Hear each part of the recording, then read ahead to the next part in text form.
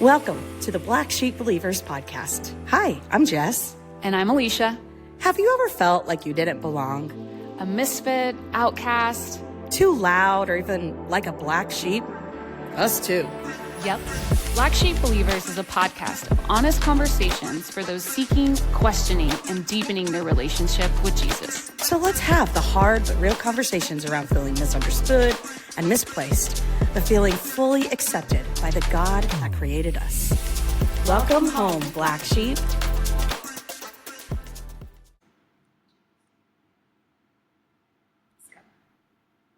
Well, hello, everybody. Hi. Welcome to another episode of Black Sheep Believers podcast. I am your co-host, Jess. Hi, I'm Alicia. Yeah. And today we just decided, let's give people a little yap. A little yap and chat. And so we have just like a few fun things that we're going to talk about. But it's going to be a lighter. It's like Black Sheep Believers light. Yeah. You know, it's like the diet version, because we're not trying to just make every conversation so heavy.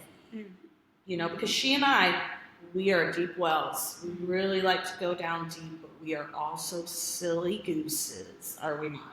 Yeah, I also don't know how many times that we've like met people and it's been like, hey, can I sit here? And then within like 5 minutes we're like, so let's unpack. Can I Right. like it goes like where we're going there aren't roads. No. Always. Right. And we forever, that's one of the things that I love about you and that I've connected with you. But I also feel like that's just kind of like how we have created like our friendship and how we create new friendships. And that's one of the reasons why I think that we can do this is because I like messy hearts. I like fun. I like all those things. And I think like Jesus loves that too. Jesus was a good time. Oh, I know. If Jesus was here today, you would ride a Harley. You think so? For sure. Right. Okay. He would ride a Harley. He would be like, he is the coolest guy, but like, I think that he's funny, and I think that, you know, he likes to talk about fun things and beautiful things and admire God's creation. That's right. It doesn't always have to be this like serious, like, Yeah.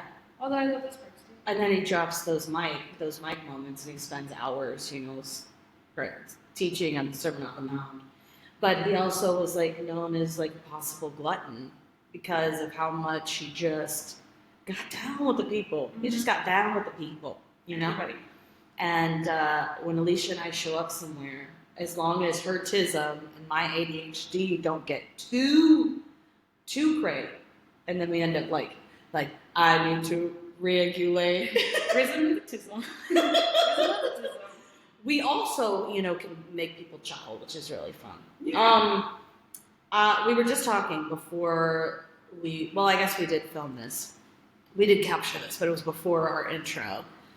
We talked about a fun collection that Alicia has and a fun activity that her and her husband like to do at weddings. Can you unpack for us just a fun, silly little habit? It's not silly. It's part of my life's work. Do not dim my light. Do not. It's like, well, you know that I love Dolly. And like, Dolly Parton. Here's the thing. So I wear wigs. I don't know if you guys know this. I wear wigs, I wear hair extensions, I wear all the things. Like, God did not bless me with naturally great hair because he knew if I had good hair and could do math, I would be too powerful. Okay. You know? It's the thorn in your side. Exactly. Yeah. So I have experimented with wigs, I don't know, since I started bodybuilding. Because when you do bodybuilding, like you want to be full drag when you're up there because you're up on stage and you're like you're like head to toe. You look like a carrot. You are the shade of a carrot. Okay. And then on top of that, you're under these lights and you're sweating and everything. So when you do bodybuilding, you wear extensions or you wear wigs because it looks better on stage. And then you also do very, very heavy makeup. And I have always kind of had fun with it. And so even though I stopped bodybuilding, my drag didn't stop. And it, you know, so I would say I have over 30 wigs, which now saying that out loud feels slightly excessive. You think? You think, but then you never know. You never know. You just don't know when that 28th wig is the exact wig. Yeah, and my husband and I have so many, and I have such a variety because, well, when we get invited to weddings, we wait till the end of the wedding. This isn't like a first hour of the reception type. Right. This isn't like the cha-cha slide at the beginning to get no. This is like it's on. yeah. That's when we know it's our cue, and we always bring a bag of wigs, and sometimes we have a tambourine. We've had streamers before that was too much. But yeah, we just slowly disperse them through the wedding. We don't say anything. We don't like make an announcement. You just drop them at tables, and before you know it, it's the best party ever. And I know that we've been invited to weddings just because of that. No way. Not because we're actually like that. That close. Well, yeah.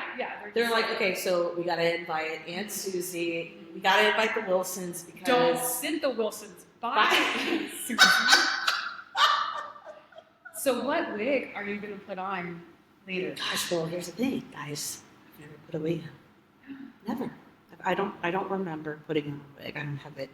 And that doesn't mean that I haven't worn a wig. It's just that my memory left me when I made babies. So there might have been a day way in the past that I did, but if I put on a wig today, musical theater Jess is about to pop off. It's going to pop off. You were born for this. I was made to recreate another version of me when I put a wig on. A new me. It'll come out. Okay, I think we need to go blonde. Okay. And then I have, oh my gosh, Tawny. I have Tawny for you. She's going to be great. Don't worry. We're going to post all of this to social media. By the way, if you're not following, it's at Black Sheep Believers Podcast on Instagram and Facebook. And we'll see you when Jess meets Tawny. Jess meets Tawny. What? That's such a 90s name, by the way. Tawny. No, I didn't know it was Topanga. Topanga. What was that? Boy Meets World. Classic. Class. Have you showed your kids all the 90s? Okay, I'm so glad you asked me this. No, not Boy Meets World. But the other day, one week, I just decided, let's indoctrinate my children with, sorry, I'm getting comfortable. Let's indoctrinate my children in the Mighty Ducks trilogy. The Flying V. I want you to know, when you show an 8-year-old the goofiness of Mighty Ducks, it makes them, it ignites all of their energy. It's Same. so same. Like my 10-year-old absolutely loved every single second of all 3 movies. And then my son's kindergarten teacher sends me a video. And it's just like a piece of paper that she's filming, but you can hear my 5-year-old singing, "We are the champions." And it's because of you two. It is because of Mighty Ducks 2. Raising them right. I was so proud. He also said, "No." Wait, what does he say? Not Nola. Nola Palooza, 'cause we are It's the champs. Nola Paloozas, guys. That's what he thought it said. Now he's learned because we listened to the video and his brothers corrected him like bullies. You know, I basically don't want my children to ever learn the right way to say words because it's so adorable when they say finger, TH, finger instead of finger. Like that to me is like so cute. Have I ever told you about finger? No. So my youngest he has obsession with hands. Okay. Hands are his thing. And he loved Daddy Finger. Okay. Daddy Finger, that one. So he had like all these hand puppets and everything. And he would get upset because he couldn't like grab things while he was doing it. So anyways, I ordered this. It was a mannequin hand that's cut off, you know, like when they do, like when you go in to get like your nails done. Yeah. And I just ordered one of those.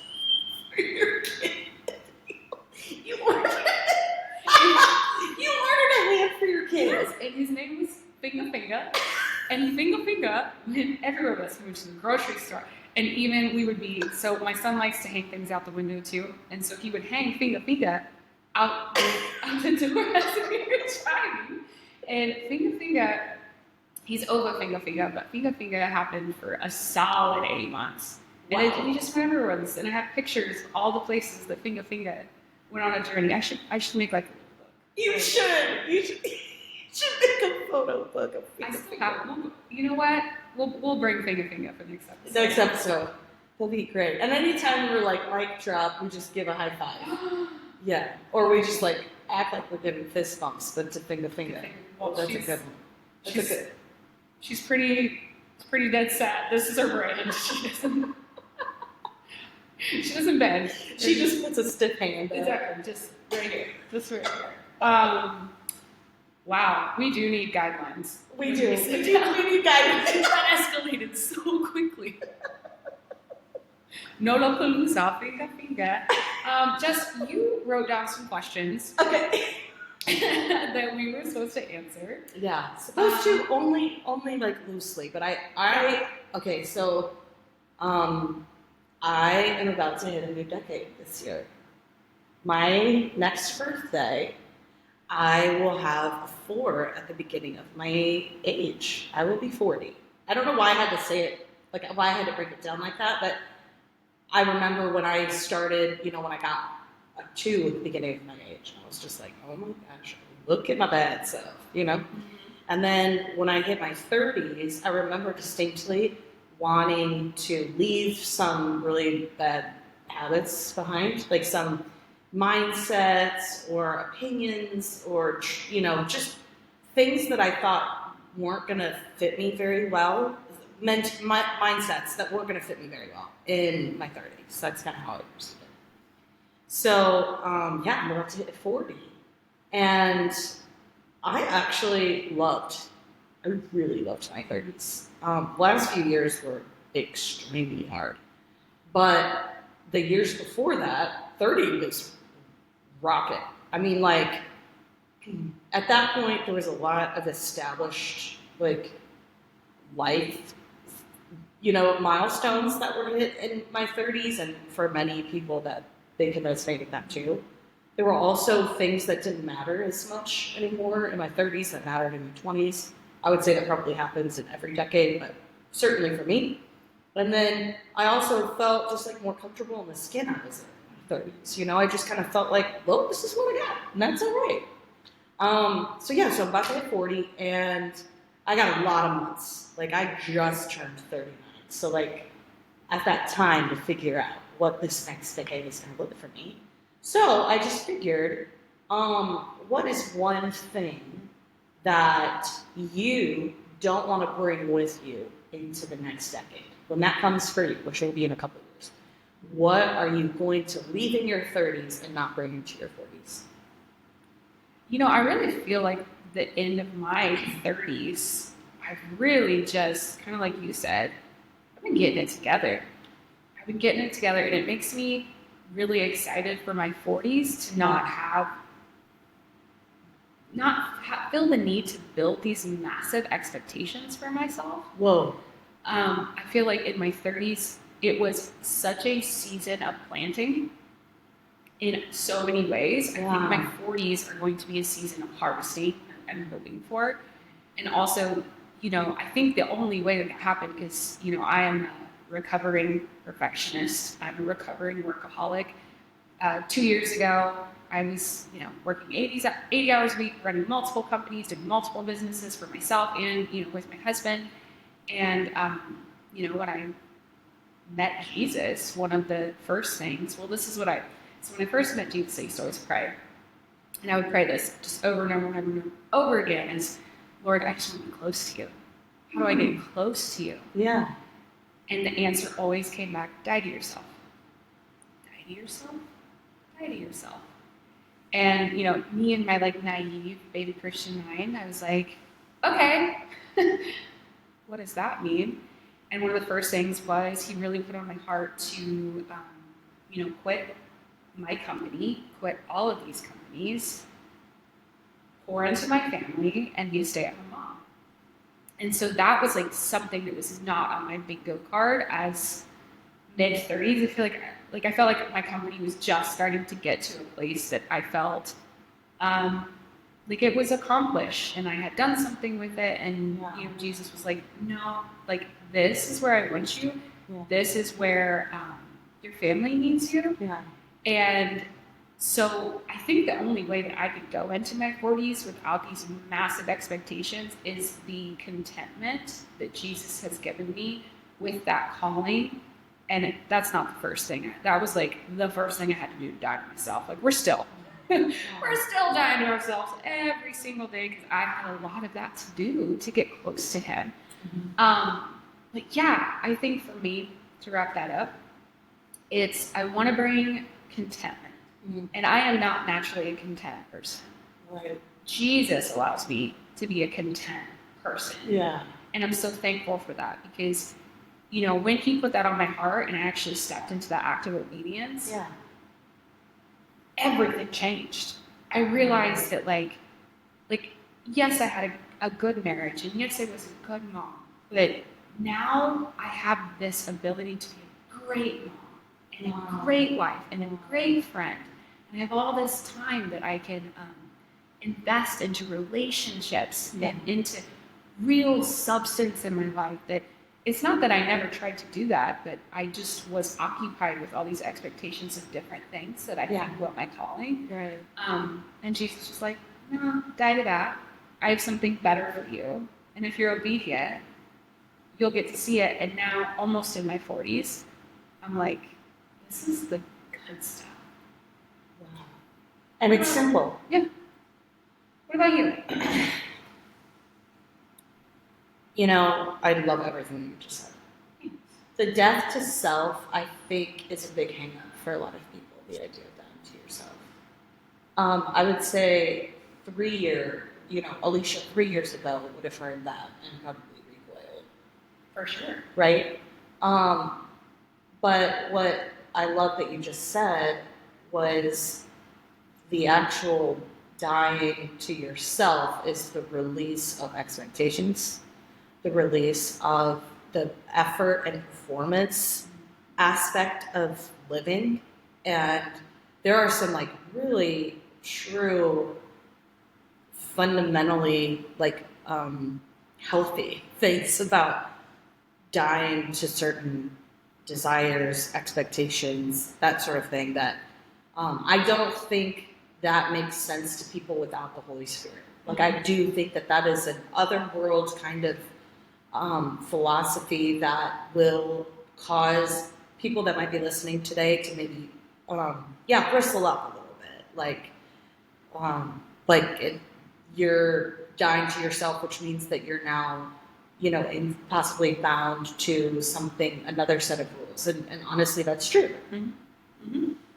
But those rules actually lead to a simple life that has its challenges, but a simpler way of living where you can really focus on the most important things.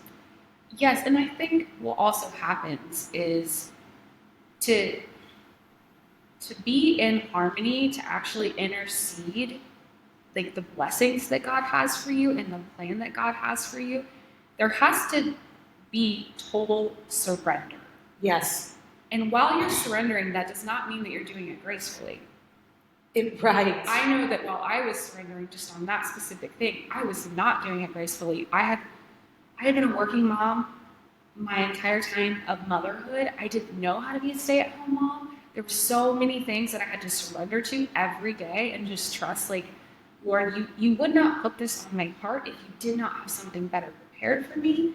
I'm surrendering. I'm not doing it gracefully, but my intention is here and my focus is on you. And guess what?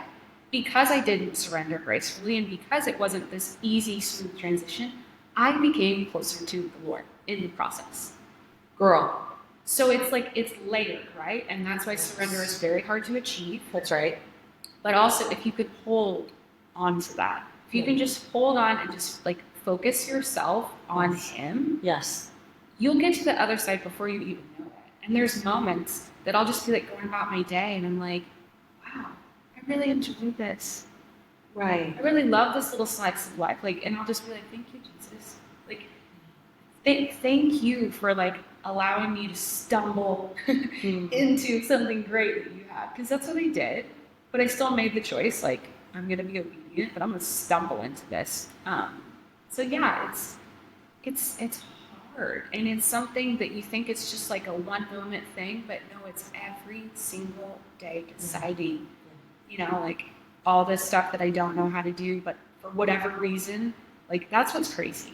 That's what's like crazy about the Holy Spirit. Is you will have no idea why you are called to do something, but you'll know that like you need to do this. Yeah.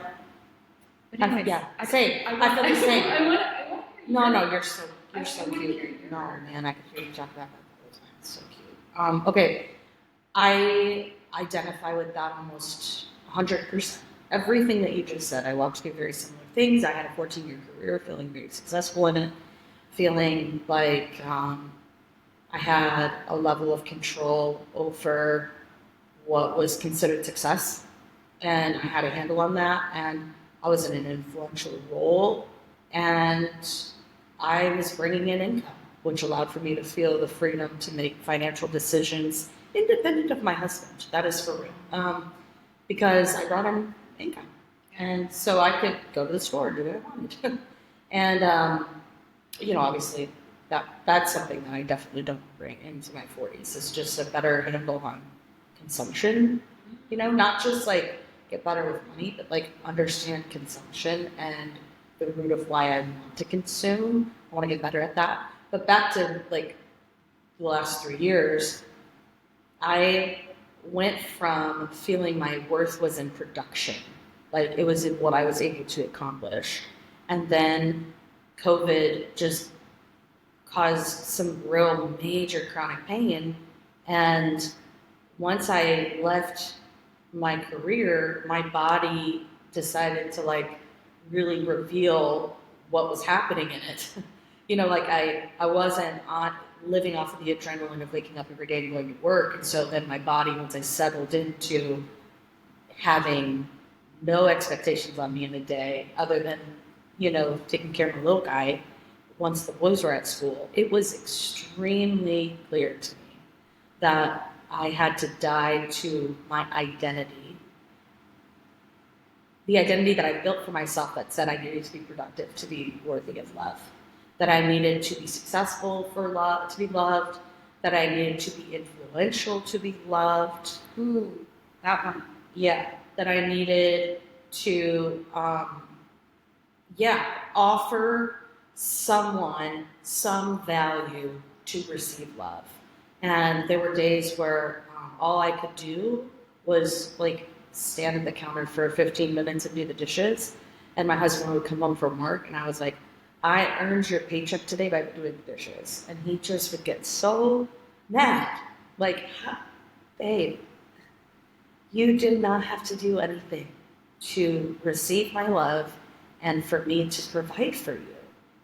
And it was very painful. It was a very, very painful experience for me in that season where I just had to say, my worth and my value is decided by the God who created the universe. And if he can dress the lilies and he can feed the sparrows, then he can love me laying in bed for 8 hours a day during the day and not producing anything.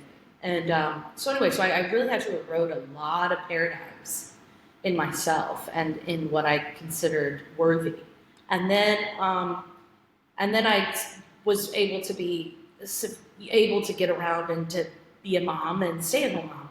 And it took me, it took me 2 years to tell people that I was staying home as a mom. I bet on that. So like I would say things like I'm a freelance life coach. Because I was life coaching. I was just doing it for my best. Right. I got certified in a few things so that I can like work with teams. I did some like content consulting and I did some freelance writing. And so I was able to like make excuses that in the 3 hours in a physical day, or in a week, I was able to do a little bit of work, and that's what I would tell people that I did, instead of like I was present for my kids. And I'll tell you, being a mom at every age is really gratifying. And so I have found myself taking so much delight in saying that I stay home with my kids. And so anyway, I understand everything that you just said because of how I navigated my transition from going into a career and working full time to being a stay-at-home mom.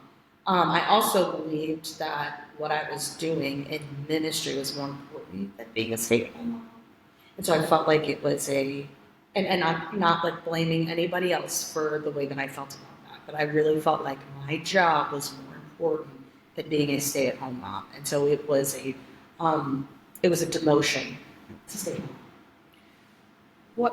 What's interesting about what you said there, I totally resonate with, but there's been like layers of choosing to not work and stay at home that have revealed a lot of things. Sure. And you mentioned the financial piece of not feeling like you were contributing to your household.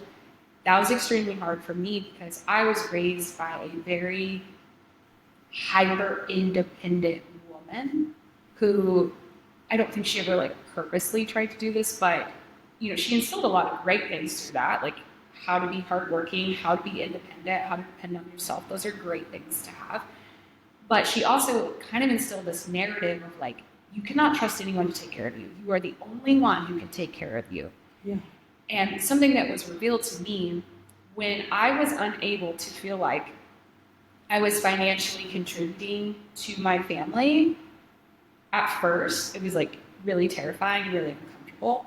But then it slowly started to reveal that it was forcing me to communicate with my husband more. Yeah. It was forcing me to allow him to lead in places that he never got to lead before. Because, it wasn't that I was like trying to be like, well, I make money too, so you can't. Like, it wasn't even like that. Right. But it was just, there was forced dependence. And that was a good thing for me. Yes. Because it allowed me to not just get closer to Jesus, but get closer to my husband. Wow. Because there wasn't this, I kind of got robbed of that false security that financially contributing gave me. Yes. And so that was like a layer that got revealed. And then I used to do the same thing where people would kind of come up to me and they're like, so you just stay at home now? Like, what are you going to do? And I remember I didn't have like an answer in that moment. Right. And I would just be like, I don't know. And I never felt like ashamed about it, but it definitely took me a while to find it empowering because now like I can answer that and I can be like, whatever we need and whatever we want to do. Right. Like what a freedom in that. And then the same thing too, I was sitting there and I was like praying to Jesus every single night, how do I get close to you? And he was like, when were you gonna have the time? Exactly. And staying at home allowed me to have more time with my relationship with Jesus, with my husband, with my children, with my friends, all these things. And so it's kind of like a layered thing, but I definitely resonate with that the first year really, I just couldn't believe that I'm like, is this me? Is this who I am? Yeah. Yeah, totally. I would say anytime any of my friends have major transitions, whether it's, I'm transitioning from one job to another, or transitioning from being single to dating to marriage to babies, one career to another career, any transition, literally any. What I tell my friends is that it's going to take longer to recalibrate than you think. It's just going to take longer to recalibrate than you think. Recalibrate new rhythms. There's this really cool, and I've since forgotten his name because I don't teach on this as much anymore. But there is a life cycle of team development, and if you Wikipedia that, you'll find out who came up with this. This is Jess's interpretation of somebody else's content. But it's the stages of team development, and it's true for each person. We go through all these different stages of development, and we feel very overwhelmed when we hit a stage without language for that stage. Mm-hmm. So I'll tell you what those stages are really quickly. The first one is forming. That's just like when you join a team and you meet people on your team. Hi, my name is so-and-so. Where are you from? so nice to meet you. There's pleasantries involved, but you haven't started working together yet. You're just forming. In the same way that you walk into any new transition, you're just kind of getting the lay of the land, you know? And oftentimes you're not seeing the real like intensity or the chaos of what you just walked in. So it's like brand new. But then you get into a season where you're very conscious of how competent you are. And that's when you enter the stage of storming. Usually there's light levels of conflict or tension in this season because things are moving quickly and you're still learning. And a lot of times we're more tired in this season. We feel very overwhelmed. We wonder if we'll ever get good at what we're doing, right? And so we go through this season where we are consciously incompetent. Storming. You're just storming. My mother-in-law teaches on this as well. She's the one who taught it to me. And when I start to explain to her how I'm feeling about something, it's usually when I say words like I feel overwhelmed and I'm so tired and you know there's just a lot of new stuff. She's like, "Babe, you're storming." Yeah. Like, oh, duh. I love that. It's good language, right? And it just like puts you at ease to know that like this is organic. This is fundamentally part of starting something new. And then you go through. Yeah, that tension can be less powerful when Yes. it's identified. Exactly. Like the moment that you have language for it, you're like, okay. But also like it normalizes the fact that when you first start something or you first transition into something, it will feel like you don't know what you're doing. Yeah. And you also won't feel like you're an expert at it. And you think like, will I ever get good at this? But good news, you do something every single day that you were completely novice at one point that you thought maybe you could never do it. And you're sitting in a porcelain chair to dispense waste. That's good. That did not come naturally to you, babe. Someone had to teach you how to do that. And now you're a pro at it. Yeah. Plus, there's something to be said for trying to do hard things well. Yeah. Is so incredibly difficult. It takes time. It's so incredibly difficult. Yeah. I love that though. Okay. Then once you get into the season of storming, usually like in a work setting, you'll like know how to access certain once you get into the next phase, you start knowing like this is where I go to get the information I need and I can, troubleshoot the things that someone else has taught me so far. You go through a season where you are consciously competent. And that's when you're norming. That's when like you don't feel the chaos doesn't feel as scary to you. That tension is starting to subside a little bit. Not that there isn't tension there, but how you perceive it will change because you will feel more comfortable, going into the patterns and the rhythms that are necessary for that season. But then eventually you're like anticipating chaos. You're anticipating needs. You start to perfect systems. You change systems, right? When you walk into that season, you go into a season of performing. So storming, you're consciously incompetent. You're norming when you're consciously competent. And then you're performing when you're unconsciously competent. Yeah. When you're just going through you were just like pivoting quickly and troubleshooting quickly and able to make adjustments on the fly. And the chaos, it never goes away. It doesn't matter where you work, what transition it is. There's going to be levels of chaos that your body is going to experience every day. But how you interact with that chaos will change the more reps you get and the more comfortable you are.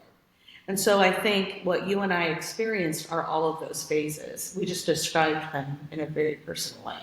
I like how you did it, though. Oh, well, thanks. It's not mine, remember? It's somebody else's, somebody whose name I forget. And, tension is a good thing. Totally. We live in a culture that is terrified to be uncomfortable, even for a moment. But yes. People don't realize that, in order for things to get cleared, they have to come to the surface. And that can be applied to your health. That's right. That can be applied to relationships, right. Interpersonal, whatever it is. Without the tension, there is no clearing. Right. Otherwise, it's just a status quo existence in this life, and it's okay. Sometimes you have seasons of status quo. I've had a tremendous amount of healing in a status quo season. Right. But for the most part, almost anyone who's trying to accomplish anything on any level, you you have to expect tension, because also if you don't work through that, like there is no real substantial gratitude towards it. Whoa. And so it's necessary. And I don't know how many times I've had to tell myself when I'm like in the moment about ready to freak out, like this is necessary. The gratitude that you're going to feel for that, it's necessary to feel that. Or you can just use the wise old saying that my dad says, which is, if you're going to go after Moby Dick, you better bring tartar sauce. What does that mean? Means if you're going to go after the big thing, you might as well bring something that makes it easy to swallow as you're trying to take it. Wow, that's good. That's good. That's a hillbilly right there. It's a hillbilly. What's his name? Okay, so this... What does he go by? So my family's from West Virginia. Okay. We can go down a total rabbit hole. There was a documentary made by Johnny Knoxville about my family. It's pretty crazy, but like for real? Yeah. It's called The Wild and Wonderful Whites of West Virginia. And that's your actual family? That's my actual family. They're extended. Sure. We won't. Okay, we'll go into it a little bit. Do we have time? We'll go into it a little bit. Okay, so my family came over and they settled in West Virginia in the holler. Okay, we're talking like holler. Okay, and this was during the American, American Revolution. And my family was so crazy, and they were fighting so much, they were literally killing each other. And the West Virginia government stepped in and they said, I can't look at your face while you tell the story. She's like slowly reeling like who she's actually like sitting across from now. Okay, so West Virginia military comes in and they forcefully separate my family because we're so wild. People are mistaking our internal family fights for battles. No. So half of the whites get moved to Logan County. Half of the whites get moved to Boone County. Anyways, fast forward. Are you Logan County or Boone County? I am Logan. We're considered the upper echelon of the whites, which means nothing other than we probably got a Walmart, maybe a Piggly Wiggly. That's really it. I also live in a wore camo pants today. This is all just. And it's all just coming in. You have a library of wigs. Yeah. So, anyways, no roads. Where we're going? Hang with me. We're almost there. I have my second cousin, Uncle Jesse. Okay, he is a famous tap dancer because in the holler it's called clogging. Okay. Ryan Gosling does it in Notebook. Yes. Yeah. See, it can be cool. Anyways, he's world famous, right? Well, he murders his wife for how she made his eggs. And he went to prison. And so he's got this like wild, random following. And Johnny Knoxville came across his story and was like, I gotta make a documentary about this guy. So he goes and starts following, my second cousin, and then realizes this whole family is so crazy. I have to make an entire documentary about it. So there is a documentary about my extended family. And now, if you ever watch that, me giving the tartar sauce advice would make a lot of sense. Makes a lot of sense. It would make a lot of sense. Weird side quest that we went on. But yeah, I am like full hillbilly redneck genetics. The fact that we're here is kind of wild, but you should meet my dad's steak. You would absolutely love it. What do you call him?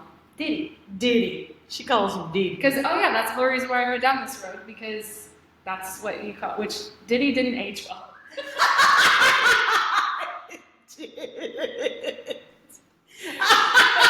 I can't change my dad's name, right? Like, that's what he's been, and like my kids call him No relation to Sean P. Diddy, Puff Daddy, Diddy comes. And my kids call him Papa Diddy. So what am I going to do? No! Yeah. So anyways. Diddy. What's the other question? Moving on. What's the other question that we have? Because I don't think anyone could take any more of that. No. That was too much for me. and which says something. No, I'm just kidding. That's Right, wonderful. no, it's I right. just love Right. Jesus can use anybody. That's the point of that message. That Jesus can use anybody. If he can pluck Alicia out of the collar. The collar? What's it called? The collar. First time I ever heard that word. See, I'm stumbling.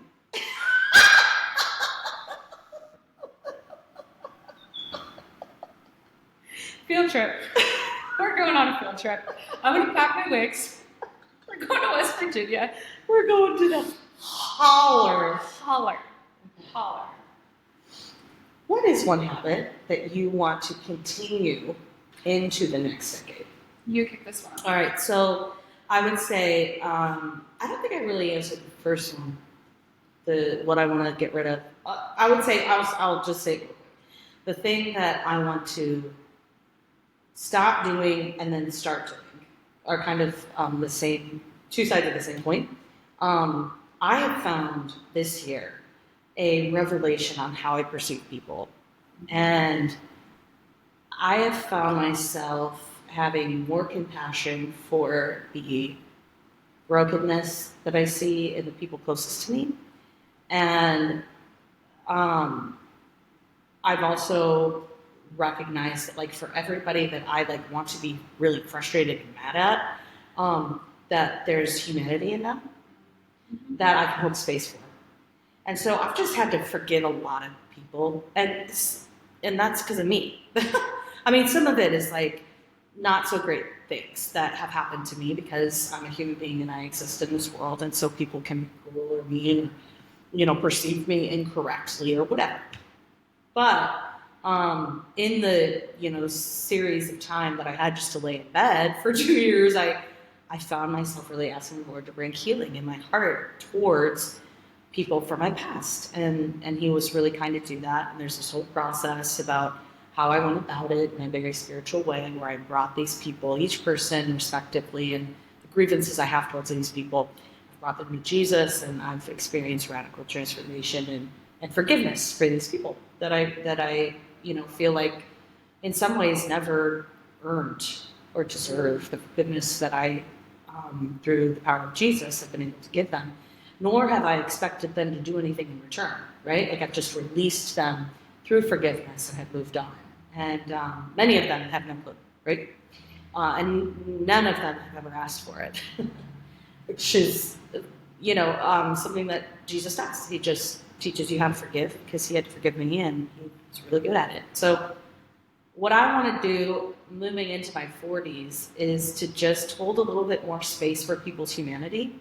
I want to be quick to receive truth and wisdom from anybody, no matter how much I disagree with them or dislike them, because some people are still sandpaper to me. It's not like I'm going to be everybody's friend, but I want to hold space for truth to reveal itself however God designs it, even from the most obscure places. And I also want to be quick to not quick agree with people that I really, really like, but that I can sift the truth even from people that I, admire and trust a lot, and have the discernment to say, I might admire and trust you a lot, and I want to believe that everything you say is true, but you're still human. And so it's okay that you're wrong. It's okay that you're human. And those that I dislike, I want to be able to say that's a really fair point, and I appreciate that. I think if we carry that space, if we hold space for people of all different perspectives, I think we can build the unity that we want to say in the world. And I just want to get better at that. And so I want to have more compassion for the people that rub me the wrong way. And I want to find truth from anywhere. That's so good, Jess. I feel like that's so the opposite of where a lot of people are at in our current culture. So what does that look like in a practical way for you? Sure. I would say I have been practicing this for a bit, but I would say the most common thing is, okay, so I had an altercation with a gal who didn't like how I parked in the parking lot of the kids' school.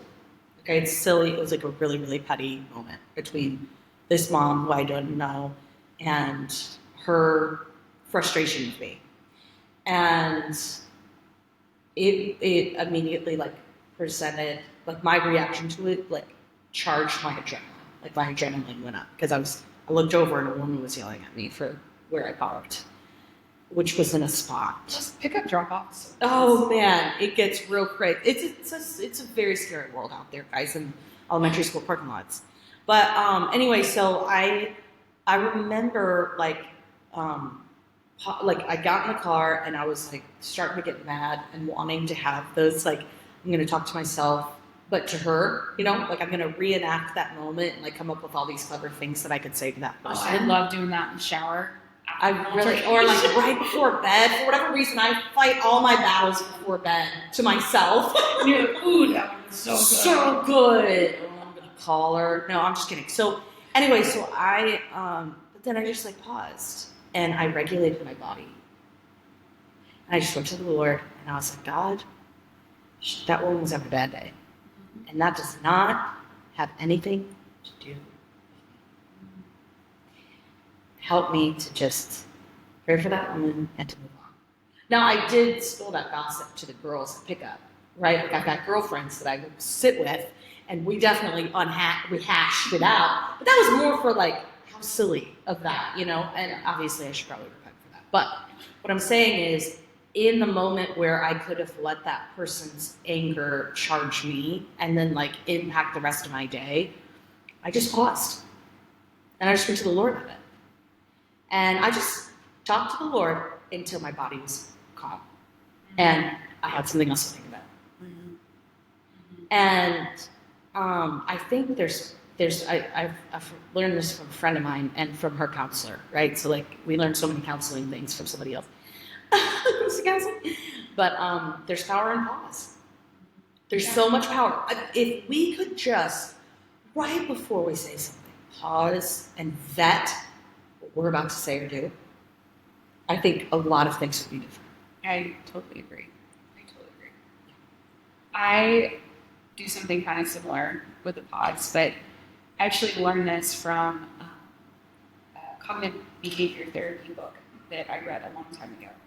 But this author was talking about how anytime she interacts with someone where they do something that annoys her or aggravates her or like rubs her the wrong way, she stops and she says to herself, yeah, me too. Because there's never a day that you weren't aggravating to someone else at some point, or that you weren't annoying to someone else at some point. So good. And so that reminder of we are the same. Yeah. And if someone can possibly like forgive me for my transgressions, why can't we do the same thing? And now I totally get what you're saying though about having time for not just your mind to take a pause, but for your body. Yes. Because there's so many times you're walking around where you're like, your mind's like, it's neutral, right? But your body is so hypertonic and it's so this. And, you know, there's also a really great saying for Diddy. Your Diddy. My Diddy. If the devil can't make you mean, he'll make you busy. Whoa. And so when you are busy, when your body is busy, it doesn't allow you that time to allow God to interject. Totally. Because you're just, you know, all the time. But I love that. That's so good. What advice would you? Oh wait, what's your thing that you're going to bring into your next session? What's one habit you either want to develop or continue into your next decade? I am disciplined in a totally different way, and I want to bring that in. I used to be very disciplined with how I suffered. I actually loved it. That's why I excelled in the fitness industry. I can be disciplined with food. I can be disciplined with workout. I can be no days off. Like I'm very good at discipline / self-punishment. Very good at it. Now I am disciplined in a totally different way, which is the things that I am very intentional about keeping in my day and just keeping part of my schedule are things that breathe life into other things.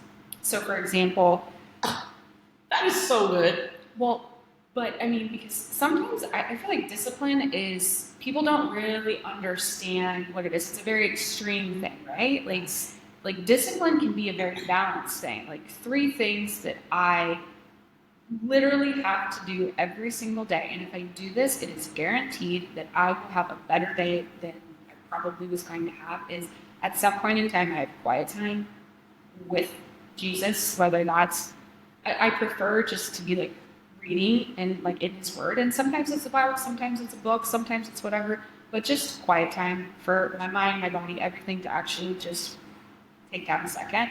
The second thing is that I always, this is going to sound crazy, I eat sitting down. I take time to eat a meal.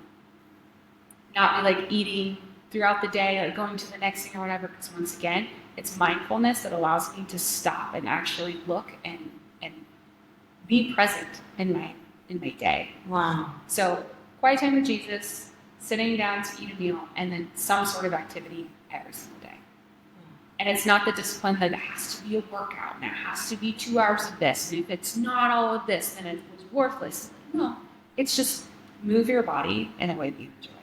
So that's what I would like to bring with me is, I'll call it discipline with substance. That's what we call it. Substantive discipline. I can't even say that. I just ST. I really hope there isn't something naughty out there that's abbreviated. You could also Google it though. Please don't Google that. We cannot guarantee the safety of that. Okay, I have a question. I don't think this is written down. Okay. What's something new that you want to learn in this new? Oh man. Do you like know? high level and just like low level? Okay. I want to get better at reading for fun. It's never been a thing. I dealt with comprehension issues my entire life, and then in my career, I was really forced to learn how to read thoroughly, and I was also diagnosed with ADHD, and so that really explained a whole lot.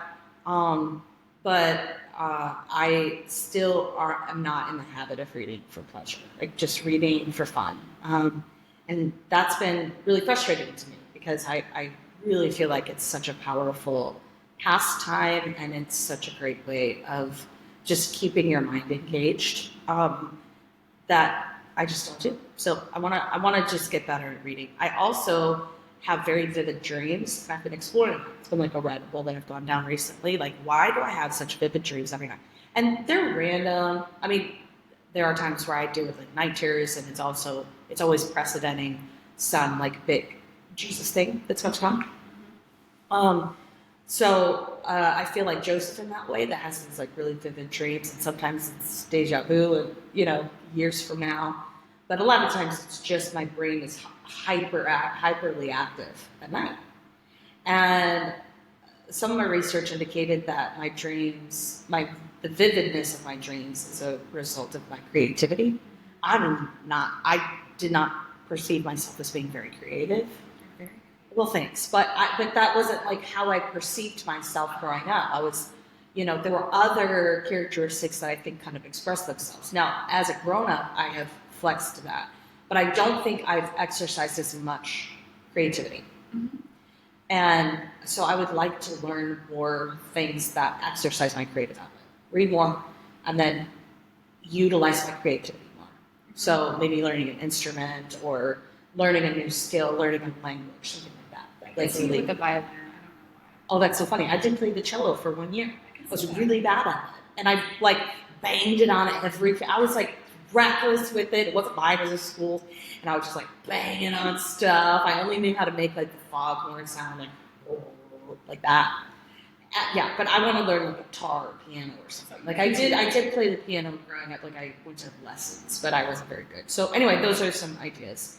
I would also say, and we've talked about whether or not I was ever going to bring this up, but I'm going to talk about it. It could be a lot of things. This is just getting so vulnerable. I'm holding on right now because it could be a lot of things. That could be a lot of things, but it's actually okay. So I was telling you about chronic pain, right, y'all? And because I dealt with chronic pain, I had to find medications to help me offset that chronic pain. So I found a medication. That medication's side effects is weight gain. And I put on a bunch of weight because of the medicine. And like I was working out and I had a fairly healthy diet and I was like bloated all the time.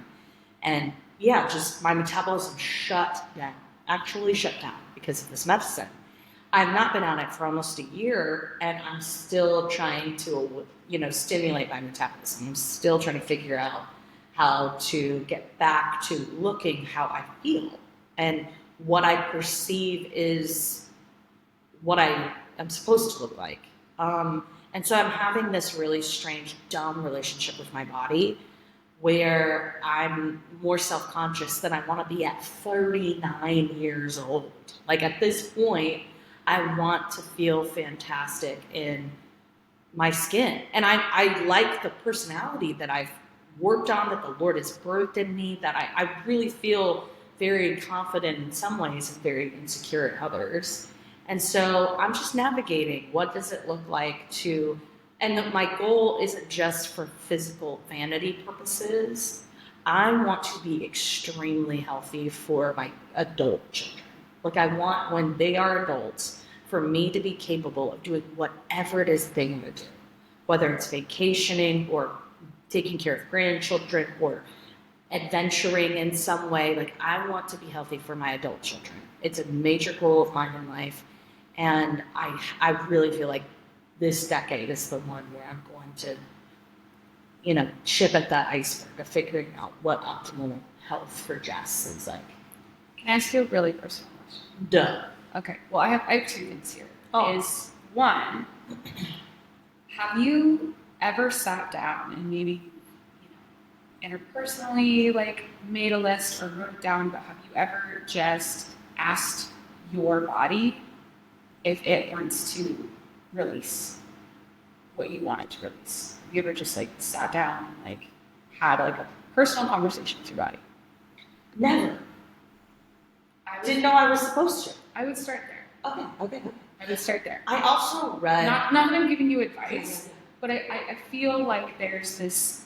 A lot of times there's a disconnect, and working with thousands of women over like 15 years is we are so kind to our friends and we're so kind to the people that we know, and the second that they're going through something unexpected or hard, we're like, how are you doing? What's going on?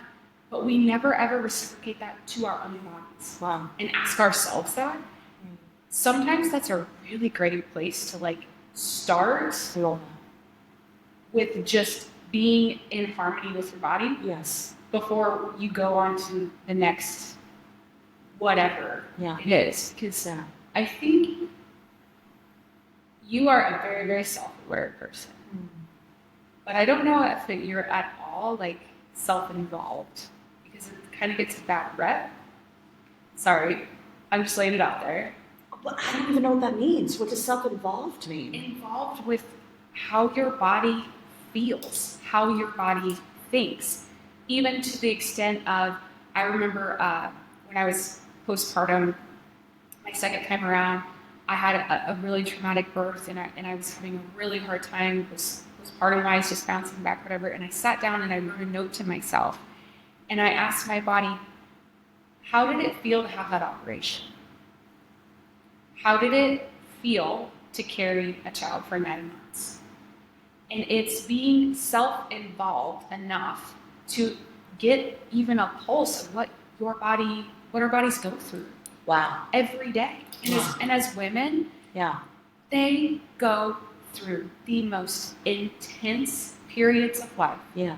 But because of how our society kind of deems the pace, we're like, oh, we carry a baby for 9 months, and then 6 weeks later we bounce back mentally, physically, emotionally, everything. And no, like the female body is considered postpartum up to 7 years after giving birth. Wow. We give it 6 weeks.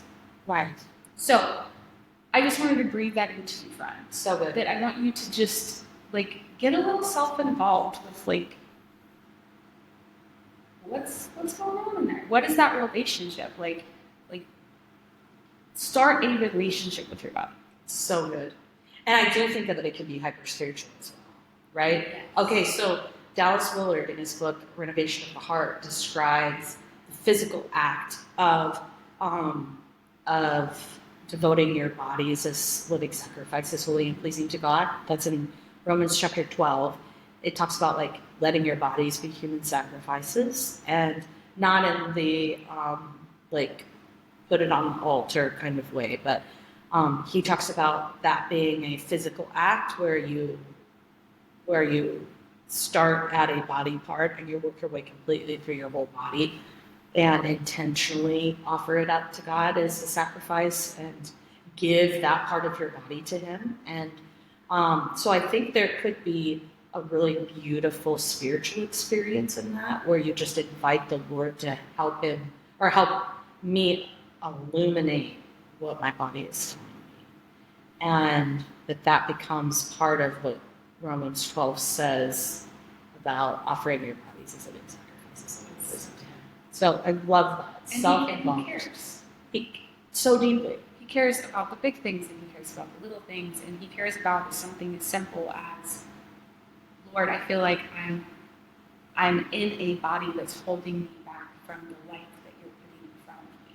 Yes. He cares about that. Right. But for whatever reason, we kind of skip over it in our prayers and in our relationship with him, that we can ask him things like that. Yeah. We can ask him to reveal things like that, or give us wisdom, or give us discernment. Yeah. Give us grace. Right. So good. Thank you. Thanks for saying that. That's a good friend. She's a good friend, guys. I think that we've talked about this before, but we've never really talked about it on the podcast. But I think you sharing that is not only like, yeah, it's vulnerable, but it's encouraging, it's brave, and it's relatable. What woman, especially 20s, 30s, 40s, 50s, whatever, hasn't had that season? Right. And so I think you sharing that, because it's a good conversation, and it's one that a lot of women have and feel stuck in. And right. You know, I can only go off of my experience as someone who specifically worked with women and worked on every single layer in terms of relationship with their body. It is complex, and most of the time it's not a operational thing. It's not a, this is how you eat and this is how you do this, and you know, make sure you take these supplements. Most of the time when I saw women really start to break through and have a really good relationship with their body is when they started actually having a relationship with their body and having body awareness. So thanks for letting me give you unsolicited advice. Man, you just have the open door. Just doors unlocked. Come on in. Good. I also don't have any more like ditty wisdom pieces. So No. That's good. Okay, what about you? What do you want to bring into? Did you already answer? What do you want to bring into? I assumed you want to learn. Oh, what do I want to learn? What do you want to learn? So, I love to learn and I love to try new things. Yeah, totally. Most of my friends joke, they're like, you've been like 18 different people. Yeah. I will forever. You relate to Taylor Swift more than you know. She does not like her. Well, I'm not a billionaire. Okay. I am not a 37-year-old woman cosplaying a 22-year-old. Or wait, what is it? 22? Yeah. You still. I'm just stop. She wrote it at 22. She's still cosplaying. You stop. I'm so sorry. And she looks 22. She looks amazing. She does. She looks amazing, but I'm like, honey, we in our 30s. We in our 30s now. I need you to look, give me the 30s energy because it's awesome. It's awesome. All of it is awesome. Right? Sorry. That was low-hanging fruit. I had to picked. Okay. So yeah, I like to learn new things. Right now, okay, these are my 3 things. There's roller derby auditions. I'm dead serious. Yeah. Okay, I've already thought about my roller derby name. Okay, what is it? I don't know. I'm still working on it. Okay. But Smashley Simpson. Or Babe Ruthless. He's still working on it. Okay, so Both are just. Second one is polo. I've ridden horses my entire life. I love riding horses. I had to take a break on it, but I have an opportunity to go back and learn how to play polo with one of my friends. Fun. So that's something that I've thought about doing. I hope these were supposed to be like really like deep. You don't have to. They don't. Okay, and the third thing is I want to make sourdough. Me too. Let's do that together. Now, I did live in the polo capital of the world. Like, I grew up there. Is Chicago? No. Oh, sorry. I lived in South Florida. Okay, I was like. No. No, Chicago is known for other things. Chicago. Well, would you come to the polo matches? Yeah, but I used to go to polo matches for Easter. That was our tradition every year. To go to the polo matches so my friends can come to the polo matches. No, I for real watched polo matches every Easter with my family. That's what we did. They are really cool. So fun. In fact, the princes, England's princes, came and played polo in my hometown. Oh, really? Yeah. Lots of famous people. Yeah, and the oldest one. See, I think Harry's the cute one. Yeah, I agree. Okay. I'm glad we were like on the same page there. Okay. You got to think for redheads. I know. Just kidding. Yeah, She's but redhead. Get it? I think I think here's the thing. I used my husband jokes that it's impossible for me to have a hobby. That once I start something, that production mindset comes in, and I'm like, ooh, I have to be good at this. I have to learn everything about this. I get very, very obsessive very, very quickly. Yeah. I'm also learning not to apologize about myself, because like I gotta do really cool things that are like totally off the wall that people are like, why did you do that? I was like, I don't know, I just randomly got obsessed with it one day. Maybe it's autism, I don't know. But either way, it's led me like really cool places in life. But so that's with this something that I'm trying to work on is to let things just be a hobby. Not after just a loose affiliation. Don't you have just to be an acquaintance with this hobby. Yeah, don't have to produce anything from it. Don't that's have good. to have anything to show for it. It's the same reason like I've recently got into thrifting. I just like it. And so I'm learning as I get older that it's okay to do things just because you like it and it's silly and it makes you happy, and who cares? Like, who cares? But for the record, I wanted to do roller derby for a very long time. I feel like I was made for roller derby. You know, I got that energy too. Yeah. We'll just see. Would you do it with me? I don't think so. Would you? Okay, if I did it, would you do No. all the roller rides? I would go roller skating. Okay. Yeah, Okay. if that's what you mean. Yeah. No, You would be because more my active. fight or flight response is too strong, and I will not be someone that I like if I do roller derby. That's me. But that's why you're perfect. That is why I shouldn't. It's an Alicia! appropriate place. It's an appropriate place to be all of those But I would bring it off. Like, I don't know that I can, like, shut off that fight or flight. I could Do you know see what I you mean? like totally like bulldozing someone and being like, Jesus loves you. Exactly. What would be a good balance? I also, so I don't know. I'm the competitor in me. I just need to find the right. I would love to do some sort of like intramural sport.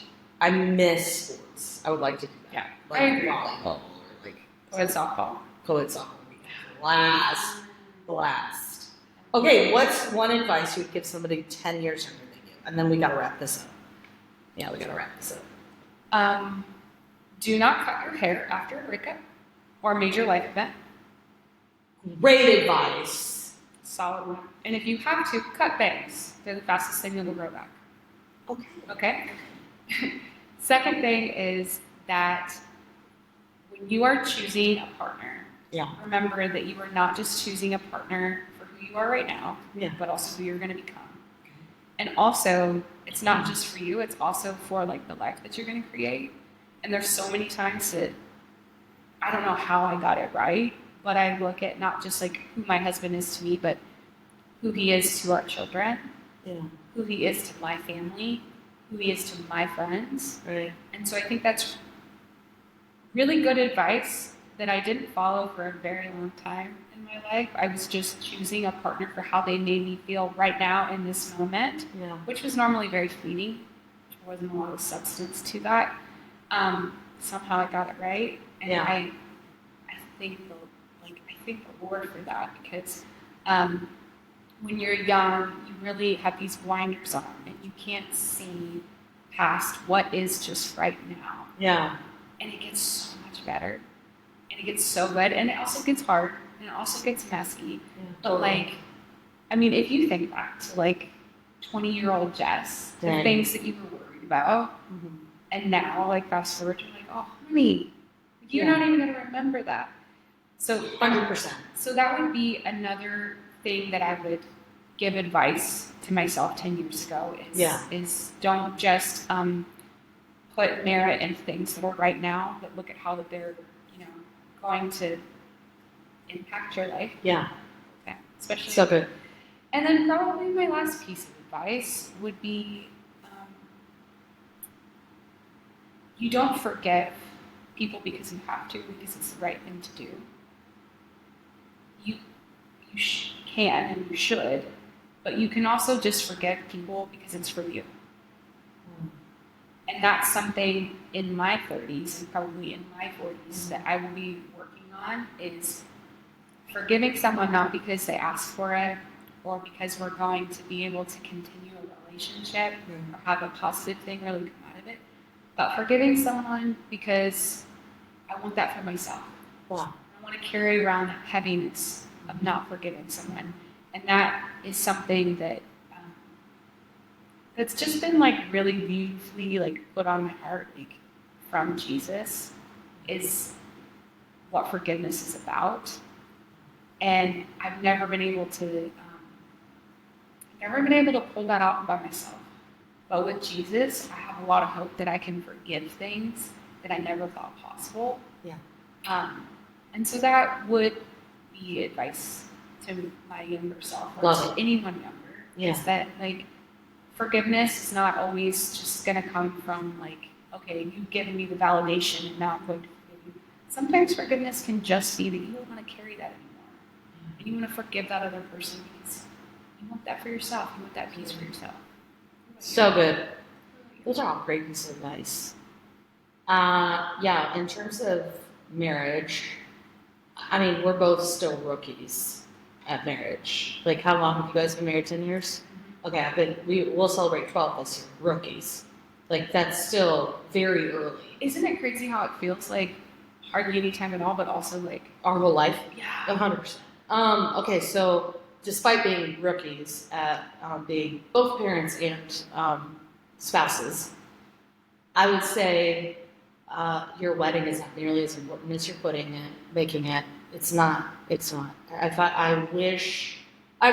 had a great wedding. 600 people. I mean, like, it was a big wedding. I know, stupid. I don't want to talk about it. Only likable people have those problems. Yeah, no. Only pastors who can't create a guest list have those problems. Yeah. So, and I love that we did it the way that we did. We did it a lot simpler than a lot of other people. I would make it even more simple now. On this side, that I put so much stock and effort into capturing specific moments so that people could think that I'm trendy, more than the substance of like I wish I spent double the amount on premarital counseling than on the wedding budget. Ooh, yeah. Right? So I would say just whatever stock you currently have in the details of your wedding, just dial it back a little bit. And make the day super meaningful and not just aesthetic. First. Second, I saw this with a guy on Instagram. I don't even know his name. He's bald, he's got glasses, and he looks very smart. And he said the other day, this is the requirement. I know, that's all he's got to do. It's true. He said that the lasting marriages out there are not passionate, but companionship. The two people don't just have passion, they have like a companionship. And that is something really powerful about great marriages. Every single lasting, happy marriage that I know, and they all have challenges and they all have hard years. You know, Luke and I like to say that we've been married almost 12 years. It's the best 8 years of our life, but not consecutively. We got that from another couple from our early years married. But the marriages that I know that have lasted and have sustained without having disdain for one another, those couples are really great partners. They're just really great friends. And so if you're looking down the barrel at another person right now and you're trying to decide if that person is you, are they a great friend? Are they a great co-laborer? Are they great at being friends with people other than you? Those are like really important. It's a quality that I see in my dude, and it's definitely a quality I see in Ryan. He is a loyal, great friend. And yeah, my dude is as well. So that would be advice in that regard. And then I would also say that nobody cares. You're putting on that outfit today, you're second guessing it. Let me tell you, people are too busy thinking about them to be thinking about you. They are too busy thinking about whether or not you like what they wear more than they're paying attention to what you're wearing. And the people that care a lot really should get a hobby. So just give yourself a break. Just give yourself a break. Wear the comfy. Go with comfy over excessive. Like 6 out of 10 days, would you say? Just like give yourself a break. And give yourself a break not to be lazy or gluttonous or whatever. But like people, the amount of pressure we put on ourselves to be a certain version of us for other people is disproportionate to the amount of actual effort that it should take to just be yourself. And so, advice. And also, most of the time, whatever feedback you are getting from others is usually just a projection of how they feel themselves. But Yes. It takes you into your 30s or 40s to trust that. Right? That's really, really solid advice. Yeah. I like that. Let's end there, because that was like, it's just going to get weird. We're going to take it down. It's going to get weird. 100%. That was a good yap sesh, though. Hey, if Finga was here, I would turn her upside down. Is it a boy or girl? Here.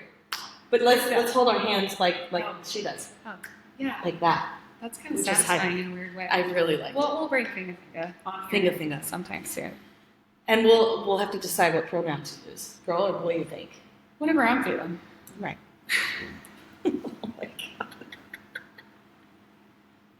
Honestly, I'm just going to say I'm really proud of us, because our first yap sesh with no guidelines, we did so well. It could have went so many ways. I thought we kept it pretty good. I did too. And if you guys like this kind of not that we're unscripted, but this kind of chatted up yap session, please let us know. Yeah. We are, this is literally our first time doing this. We are doing it with you as we go. And so we love to hear feedback, and we want to have the conversations that you're wanting to have. So please feel free. You can connect with us through our website, blacksheepbelievers.com. Yeah. You can also DM us, comment, whatever. We won't miss one. We won't miss one. So definitely let us know what you guys want us to talk about. That's right. Thank you so much for joining us this episode of Black Sheep Believers Podcast, and we'll see you next time. Bye.